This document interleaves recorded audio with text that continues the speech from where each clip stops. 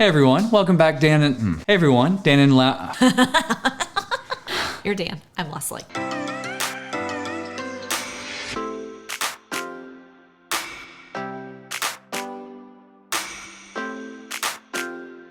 Hey everyone, welcome back. Dan and Leslie here with another Disney dining review. Tonight we are going to a favorite of ours that we haven't been to in a very, very long time. We've only been once. I know, but it's still a favorite.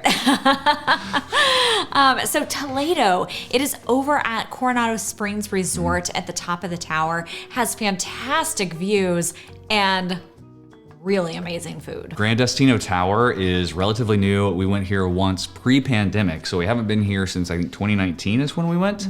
And if I remember right, it was very tasty. It was a lot of steaks.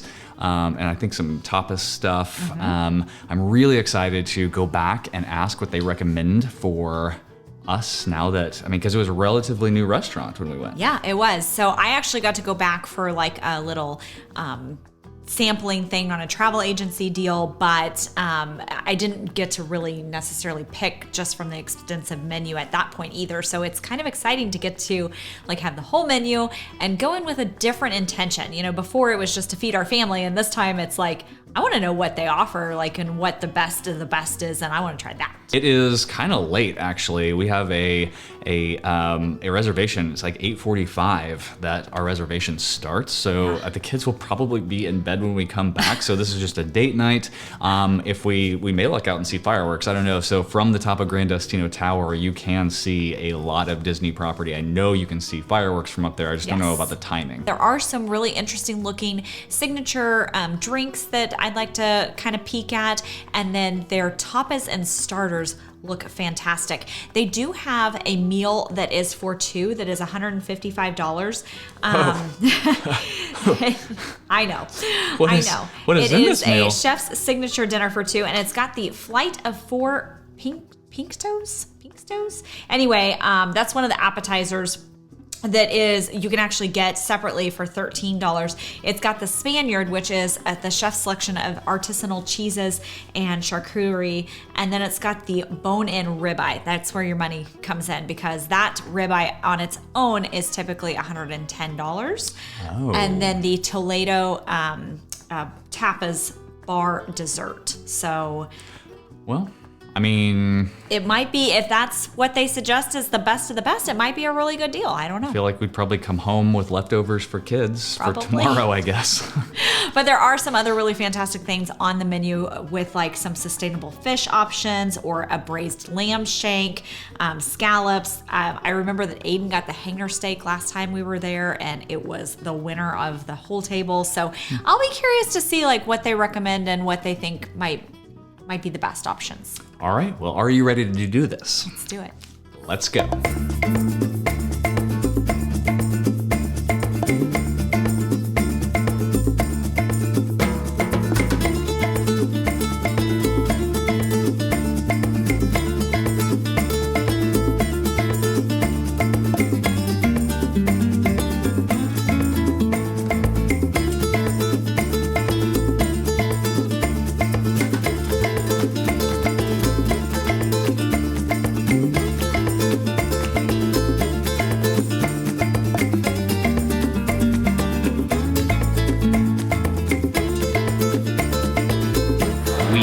Got a cocktail.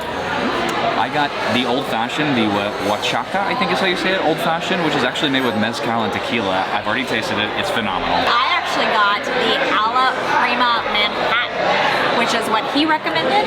Ironically, tastes a lot like an old-fashioned. It's really, really good. Oh, you can see the Epcot fireworks over there. Oh yeah, fireworks.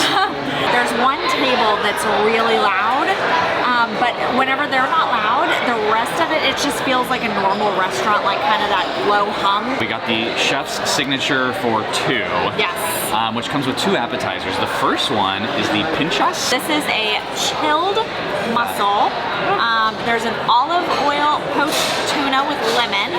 There is a tortilla española potato omelet, and then a Valdion blue cheese with fig and honey. I'm just gonna throw a picture up here because I can't pick this up. Everything will go sliding everywhere, but it is a giant charcuterie board. And like, it's beautiful. Huge. Like, this would probably suffice as a meal, and we're getting a 26-ounce ribeye, so we were definitely gonna have 28. All right. We're never gonna eat all of this. This is crazy.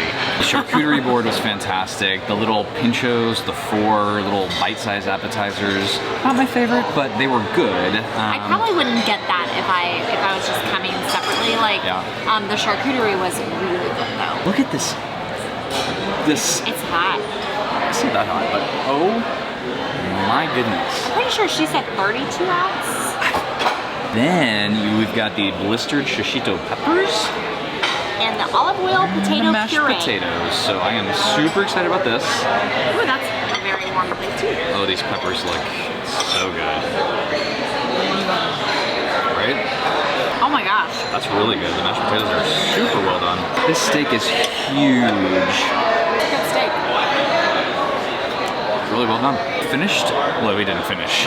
We have a to-go bag over there with half that steak. The 2 sides were amazing. The steak, it was a lot of beef. It was cooked well. It was just a lot of beef.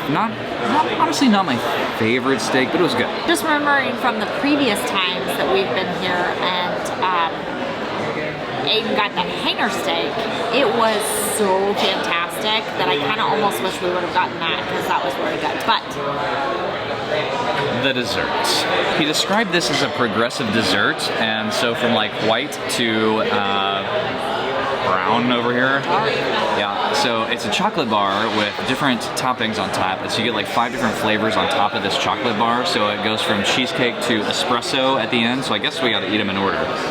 yeah, They're good flavors. It's just whatever the bottom of this chocolate bar is, super hard to cut. Very dense. So we are going to finish this up at home. All right. So that was expensive. but delicious. But first, if you need help planning your next magical trip to Disney, Universal, pretty much any cruise line, or a lot of all-inclusive resorts, we would absolutely love to help. Yes, please reach out to fantasticalvacations.com. There is no additional cost for you to book with us, and we have a lot of random knowledge that might actually help you have a great time. All right, so let's just dive right in because I feel like we described a lot of it on the video as we were going along, so we won't beat around this bush. Ambiance and theming. The ambiance is spectacular. I mean, it very much lends itself to that Spanish restaurant feel. Like, it's absolutely gorgeous in there. The views are incredible. So there is a balcony off of Toledo, which was closed because they're doing some sort of glass work on the railing or something. But there's also a balcony on the Dahlia Lounge, which is adjacent, like across, their entrances are across from each other. And we went out on that. And from there, you can see Epcot, Hollywood Studios, and Animal Kingdom. And I mean, you can see everything like east, a little bit north. You can't quite see Magic Kingdom from that one, but from Toledo in the windows, like through the windows, you could still see Magic Kingdom and Epcot for sure. We saw the Epcot fireworks. Magic Kingdom fireworks had already gone off. There wasn't a Christmas party tonight, so we didn't get to see those, but we saw Epcot full fireworks, so that was kind of cool. It was gorgeous. I think the one thing that takes away from ambiance and theming is the fact that there are no soft coverings anywhere in that restaurant, so it's very loud when people are loud. So there's one particular table that was just like laughing and just having a great time, but they were just really loud, and it made the whole area loud. When they left, it was fine. It was great. But that's a little bit of a failing on the construction of the restaurant, right? So it's beautiful, but it is loud if people are loud. So we give it a 4. So service, our server was fantastic. He did a great job. He explained every single thing. The runners that brought the food out explained the food as they brought it. Everybody did just a really great job keeping up with everything and really taking care of us. So we definitely felt like it was above average. They didn't like go into like stories and all of that. So we gave them a 4. Drinks were spectacular. I mean, they have I can't wait to go. I want to go back to the Dahlia Lounge, like so that I can get some of these drinks because I think it's from the same area, and just get more of them because they were so well done. Yeah, our two cocktails were fabulous. And they have a ton of wine, like a ton of Spanish wine, Tempranillo. I mean, just very, very good selection of wine. So we actually evaluate. We don't evaluate on bottled or canned drinks, but their selection of wine coupled with the fabulous craft cocktails that we had to give it a 5. I mean, there was so good. Nothing wrong with those drinks. So good. Food? Okay, food. So we ended up getting the chef's selection for 2 because our waiter had actually recommended 2 of the appetizers that were on that selection, and one of the entrees was one of the things he recommended. So we were like, if to we his knock credit, it out, he didn't recommend the chef selection for 2. So he didn't try to upsell us on the $155 meal. We looked at it and we're like, well, we're gonna get at least one of those appetizers plus a steak that we're probably gonna share plus a dessert anyway, so we can review it. So this includes all of it. Of the 2 appetizers that came with it, the charcuterie board I would definitely get again. Yes. The pinchos. The other thing I would not get again, it was like cold mussels, and it just wasn't my cup of tea. It wasn't bad. It was flavorful. Yeah, it was fine. The steak was huge. I think it was more gimmicky than anything because the meat was cooked well, but it wasn't my favorite cut of meat that I've ever had. So it wasn't that melt in your mouth steak that, or just you. It needed some more marbling in there. I would have actually rather had the hanger steak, to be honest with you.